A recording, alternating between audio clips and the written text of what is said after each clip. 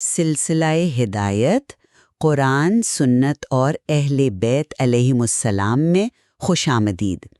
آج ہم قرآن مجید کی 17ویں سورہ یعنی سورہ مرسلات پر گفتگو کریں گے۔ یہ ایک مکی سورہ ہے جو 50 آیات پر مشتمل ہے اور اس کا موضوع قیامت کا وقوع اور اس کے منکرین کا انجام ہے۔ یہ ایک نہایت ہی آپ کہیں کہ پرزور اور جھنجھوڑ دینے والا بیان ہے۔ اس کا نام پہلی ہی آیت والمرسلات سے لیا گیا ہے۔ اس سورہ کی جو سب سے نمایاں خصوصیت ہے وہ آیت ویل یومئذ للمکذبین یعنی اس دن جھٹلانے والوں کے لیے ہلاکت ہے کا 10 مرتبہ دہرایا جانا ہے۔ تو آج ہماری گفتگو کا محور یہ سوال ہے کہ سورہ مرسلات کا بنیادی اسلوب کیا ہے؟ کیا یہ قیامت کے حق میں عقلی اور منطقی دلائل پیش کرتی ہے جن کا مقصد ذہن کو قائل کرنا ہے؟ میں یہ سمجھتی ہوں کہ اس سورے کی ساخت ایک مضبوط مقدمے کی طرح ہے جو کائنات، تاریخ اور خود انسان کے وجود سے شواہد پیش کر کے ایک منطقی نتیجہ اخذ کرتی ہے۔ جبکہ میں اس زاویے سے پوری طرح متفق نہیں ہوں۔ میرے نزدیک یہ سورہ بنیادی طور پر ایک نفسیاتی اور اخلاقی خطاب ہے۔ اس کا مقصد محض عقل کو قائل کرنا نہیں بلکہ تکبر اور دنیا پرستی پر مبنی اس نفسیاتی دیوار کو توڑنا ہے جو انسان کو حق قبول کرنے سے روکتی ہے۔ آپ دیکھیں، اس میں دلائل سے زیادہ بار بار کی جانے والی تنبیہ ہے، شدید منظر کشی ہے اور ایک بڑھتا ہوا دباؤ ہے جس کا ہدف منکر کا ضمیر اور اس کا تکبر ہے۔ تو یہ ایک منطقی بحث سے زیادہ ایک روحانی جھٹکا ہے۔ آپ کا نقطہ دلچسپ ہے، لیکن آئیے ذرا ابتدائی آیات کو دیکھتے ہیں۔ اللہ تعالیٰ فرماتا ہے بسم اللہ الرحمن الرحیم والمرسلات عرفاً فالآصفات عصفاً والناشرات نشراً فالفارقات فرقاً فالملکیات ذکراً عذراً اور نذراً انما توعدون لواقع۔ قسم ہے ان ہواؤں یا فرشتوں کی جو پے در پے بھیجی جاتی ہیں، پھر جو تیز جھونکوں کی طرح چلتی ہیں اور جو بادلوں یا آیات کو پھیلاتی ہیں، پھر جو حق و باطل کو جدا کرتی ہیں، پھر جو ذکر وحی نازل کرتی ہیں حجت تمام کرنے یا ڈرانے کے لیے۔ بے شک جس چیز کا تم سے وعدہ کیا جاتا ہے وہ یقیناً واقع ہونے والی ہے۔ یہاں دیکھیں، قسم اور جواب قسم میں ایک بہت گہرا منطقی ربط ہے۔ چاہے ان قسموں سے مراد ہوائیں لی جائیں جو مردہ زمین کو بارش سے زندہ کرتی ہیں، یا فرشتے جو وحی کے ذریعے روحانی طور پر مردہ دلوں کو زندگی بخشتے ہیں، مطلب دونوں صورتوں میں یہ دوبارہ زندگی کے عمل کی طرف ہی اشارہ ہے۔ یہ ایک عقلی دلیل ہے کہ جو ذات یہ چھوٹے پیمانے پر کر سکتی ہے وہ بڑے پیمانے پر قیامت بھی برپا کر سکتی ہے۔ میں اس ربط کو ایک ذرا مختلف زاویے سے دیکھتا ہوں۔ کیا یہ ممکن نہیں کہ ہم ان قسموں میں منطقی گہرائی تلاش کر رہے ہوں جبکہ ان کا اصل مقصد ایک خاص کیفیت پیدا کرنا ہو؟ یہ الفاظ مرسلات، آصفات، ناشرات، یہ حرکت، رفتار اور طاقت کی ایک تصویر پیش کرتے ہیں۔ یہ ایک زبردست اور ہیبت ناک تمہید ہے جو سننے والے کو فکری طور پر نہیں بلکہ جذباتی طور پر آنے والے اعلان کے لیے تیار کرتی ہے۔ تو یہ ذہن کو دلیل دینے کے بجائے روح کو جھنجھوڑنے کا عمل ہے تاکہ وہ اپنی آرام دہ غفلت سے باہر نکل آئے۔ لیکن قرآن محض جذباتی کلام تو نہیں ہے۔ اس کے بعد قیامت کی جو منظر کشی ہے وہ بھی ایک منظم ترتیب رکھتی ہے۔ فرمایا فَإِذَا النُّجُومُ طُمِسَتْ وَإِذَا السَّمَاءُ فُرِجَتْ وَإِذَا الْجِبَالُ نُّصِفَتْ لِيَوْمِ الْفَصْلِ۔ پس جب ستارے بے نور کر دیے جائیں گے اور جب آسمان پھٹ جائے گا اور جب پہاڑ اکھاڑ کر اڑا دیے جائیں گے فیصلے کے دن کے لیے۔ یہ کائنات کے موجودہ نظام کے خاتمے کا ایک واضح اعلان ہے جس کے بعد ایک نئے نظام یعنی یوم الفصل کا آغاز ہوگا۔ یہ ایک منطقی تسلسل ہے۔ اور اس کے فوراً بعد پہلی بار تنبیہ آتی ہے، وَيْلٌ يَوْمَئِذٍ لِّلْمُكَذِّبِينَ۔ یہ اس منطقی نتیجے کو نہ ماننے والوں کے لیے ایک حتمی انتباہ ہے۔ صحیح، لیکن مجھے اس فوری تنبیہ پر ہی تو آپ کہہ لیں کہ ایک سوال ہے۔ اگر مقصد صرف منطقی نتیجہ اخذ کرنا ہوتا تو دلائل کا سلسلہ جاری رہتا، لیکن یہاں کائنات کے درہم برہم ہونے کی تصویر دکھا کر فوراً ہلاکت کی وعید سنائی جا رہی ہے۔ یہ ایک ثبوت کا نتیجہ نہیں لگتا، یہ ایک نفسیاتی حربہ لگتا ہے۔ پیغام یہ ہے کہ جب اتنی بڑی تبدیلیاں رونما ہوں گی تو تمہارے انکار کی کوئی حیثیت نہیں رہے گی اور نتیجہ صرف ہلاکت ہوگا۔ یہ عقل سے زیادہ خوف اور ہیبت کے جذبات کو اپیل کرتا ہے۔ اللہ 3 ٹھوس دلائل پیش کرتا ہے۔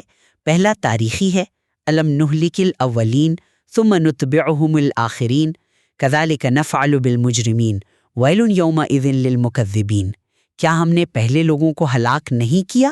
پھر ہم پچھلوں کو بھی ان کے پیچھے لائیں گے۔ ہم مجرموں کے ساتھ ایسا ہی کرتے ہیں۔ اس دن جھٹلانے والوں کے لیے ہلاکت ہے۔ یہ تاریخ سے ایک بالکل واضح استدلال ہے۔ قوم نوح، عاد، سمود، ان سب کا انجام ایک تاریخی حقیقت ہے۔ یہ ایک ثبوت ہے کہ اللہ کا ایک قانون جزا و سزا ہے جو دنیا میں نافذ رہا ہے، اور قیامت اسی قانون کا آپ کہہ لیں کہ حتمی نفاذ ہے۔ لیکن کیا یہ واقعی ایک غیر جانبدار تاریخی ثبوت ہے یا ایک دھمکی؟ کذالک نفعل بالمجرمین، ہم مجرموں کے ساتھ ایسا ہی کرتے ہیں، یہ ایک تاریخی تبصرے سے زیادہ ایک براہ راست تنبیہ لگتی ہے۔ یہ سننے والے کو یہ کہنے کے مترادف ہے کہ تمہارا انجام بھی یہی ہوگا۔ اس کا مقصد تاریخ سے سبق سکھانا کم اور منکر کو اس کی اپنی کمزوری اور اللہ کی گرفت کی شدت کا احساس دلانا زیادہ ہے۔ یہ اس کے تکبر پر پہلی چوٹ ہے۔ اور منطقی ہے۔ الم نخلقکم من ماء مہین فجعلناہ فی قرار مکین فقدرنا فنعم القادرون ویل یومئذ للمکذبین۔ کیا ہم نے تمہیں ایک حقیر پانی سے پیدا نہیں کیا، پھر اسے ایک محفوظ مقام پر رکھا، پھر ہم نے اندازہ مقرر کیا، بس ہم کیا ہی خوب اندازہ مقرر کرنے والے ہیں۔ اس دن جھٹلانے والوں کے لیے ہلاکت ہے۔ یہ دلیل ابتدا ہے۔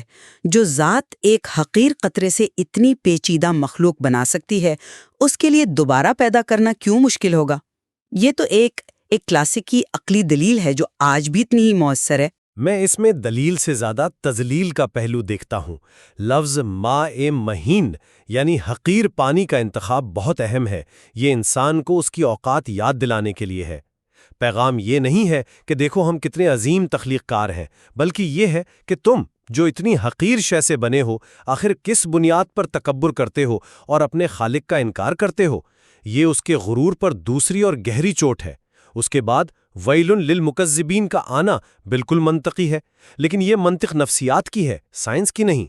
اور تیسری دلیل زمین کے بارے میں، الم نجعل الارض کفاتا 25 احیاء و امواتا 26۔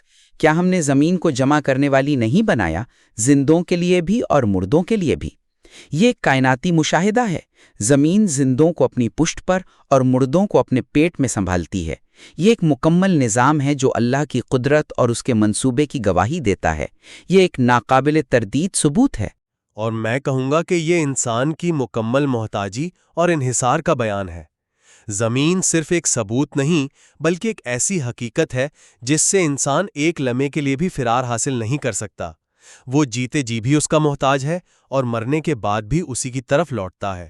یہ اس کے فرار کے تمام راستے بند کرتا ہے۔ مطلب یہ اسے بتاتا ہے کہ تم ہر حال میں ہماری گرفت میں ہو۔ یہ دلائل اس کے ذہن سے زیادہ اس کی نفسیات کو نشانہ بنا رہے ہیں تاکہ وہ اپنی بے بسی کو تسلیم کرے۔ تو آپ کے نزدیک ویل للمکذبین کی تکرار ہر دلیل کے بعد ایک منطقی نتیجے کا اعلان نہیں ہے؟ نہیں، میرے نزدیک یہ ایک بڑھتا ہوا نفسیاتی دباؤ ہے۔ یہ ایک ہتھوڑی کی طرح ہے جو ہر دلیل کے بعد منکر کے تکبر کی دیوار پر پڑتا ہے۔ پہلی چوٹ، دوسری، تیسری، ہر بار زیادہ شدت سے، یہاں تک کہ وہ دیوار ٹوٹ جائے۔ اس کا مقصد قائل کرنا نہیں، توڑنا ہے۔ اب آپ دیکھیے کہ جب یہ دلائل ختم ہوتے ہیں تو انجام کی کیسی تصویر کشی کی جاتی ہے۔ انطلقوا الى ظل ذی ثلاث شعب لا ذلیل ولا یغنی من اللہب۔ چلو اس سائے کی طرف جس کی 3 شاخیں ہیں، جو نہ ٹھنڈک پہنچاتا ہے اور نہ شعلے سے بچاتا ہے۔ یہ سزا کی منطقی تفصیل سے کہیں زیادہ ایک نفسیاتی عذاب کی تصویر ہے۔ سایہ سکون کی علامت ہے، لیکن یہ سایہ خود عذاب ہے۔ یہ امید کے ٹوٹنے کی علامت ہے۔ میں اسے مختلف انداز سے دیکھتی ہوں۔ یہ ان کے اعمال کا منطقی نتیجہ ہے۔ دنیا میں انہوں نے کفر، شرک اور نفاق کی تاریکیوں کا انتخاب کیا تو آخرت میں انہیں اسی کی مجسم شکل یعنی 3 شاخوں والا تاریک دھواں ملا۔ یہ عین انصاف ہے۔ ان کی بے بسی کا عالم بھی منطقی ہے۔ ھذا یوم لا ینطقون، یہ وہ دن ہے جب وہ بول نہیں سکیں گے۔ کیوں؟ کیونکہ ان کے خلاف تمام ثبوت پیش کیے جا چکے ہیں، ان کے پاس کہنے کو کچھ بچا ہی نہیں۔ یہ ایک عدالت کا منظر ہے، یہاں مجرم پر حجت تمام ہو چکی ہے۔ یا پھر یہ ایک نفسیاتی اندہام کا منظر ہے۔ دنیا میں وہ اپنی زبان سے بڑے بڑے دعوے کرتے تھے، بحثیں کرتے تھے، انکار کرتے تھے، ان کا سارا تکبر ان کی زبان پر تھا۔ آخرت میں ان کی زبان ہی ان سے چھین لی گئی۔ یہ ان کے ایگو کی مکمل موت ہے۔ یہ سزا سے زیادہ تذلیل ہے۔ ان سے کہا جاتا ہے فَإِنْ كَانَ لَكُمْ كَيْدٌ فَكِيدُونِ، اگر تمہارے پاس کوئی تدبیر ہے تو میرے مقابلے میں کر کے دکھاؤ۔ یہ ایک چیلنج ہے جو ان کی رہی سہی عقل کو بھی خاک میں ملا دیتا ہے۔ اور اس کے بالکل برعکس متقین کا انعام ہے۔ ان المتقین فی ظلال وعیون وفواکہ مما یشتہون، بے شک متقی لوگ سایوں، چشموں اور من پسند میووں میں ہوں گے۔ یہاں بھی ایک منطقی توازن ہے، منکرین کے لیے آگ کا سایہ، متقین کے لیے ٹھنڈے سائے۔ یہ عدل کا تقاضا ہے کہ اچھے عمل کا اچھا نتیجہ اور برے عمل کا برا نتیجہ ہو۔ جی بالکل، لیکن سب سے چونکا دینے والی بات یہ ہے کہ متقین کے انعام کے ذکر کے فوراً بعد پھر وہی آیت آتی ہے وَيْلٌ يَوْمَئِذٍ لِّلْمُكَذِّبِينَ۔ اگر یہ صرف منطقی توازن ہوتا تو یہاں اس کی ضرورت نہیں تھی۔ اس کا یہاں آنا محرومی اور حسرت کے احساس کو شدید ترین سطح پر لے جاتا ہے۔ یہ منکرین کو دکھایا جا رہا ہے کہ تم نے کیا کھویا۔ یہ ان کے ذہنی عذاب کو بڑھانے کا ایک اور نفسیاتی طریقہ ہے۔ اور سورہ کا اختتام اس حتمی منطقی سوال پر ہوتا ہے، فَبِأَيِّ حَدِيثٍ بَعْدَهُ يُؤْمِنُونَ، پس وہ اس قرآن کے بعد اور کس بات پر ایمان لائیں گے؟ یہ ایک ایسا سوال ہے جو حجت تمام کر دیتا ہے۔ جب اتنے واضح دلائل، تاریخی شواہد اور کائناتی نشانیاں پیش کر دی گئیں تو اگر کوئی شخص اس کتاب کو نہیں مانتا تو اس کے پاس ماننے کا کوئی معیار ہی باقی نہیں بچتا۔ یہ عقل سے آخری اپیل ہے۔ میں اسے عقل سے آخری اپیل نہیں بلکہ مایوسی کا اظہار سمجھتا ہوں۔ یہ سوال دلیل کے بارے میں نہیں بلکہ اس شخص کی ہٹ دھرمی کے بارے میں ہے جس پر کوئی دلیل اثر نہیں کرتی۔ یہ کہنے کے مترادف ہے کہ اگر اس کتاب کی نفسیاتی ہیبت، اس کی بار بار کی تنبیہات اور اس کی جھنجھوڑ دینے والی آیات بھی تمہارے پتھر دل کو نہیں پگھلا سکیں تو پھر دنیا کی کوئی چیز تمہیں ہدایت نہیں دے سکتی۔ یہ اس کے ناقابل اصلاح ہونے کا اعلان ہے، یہ اس کے دل پر لگی مہر کی تصدیق ہے۔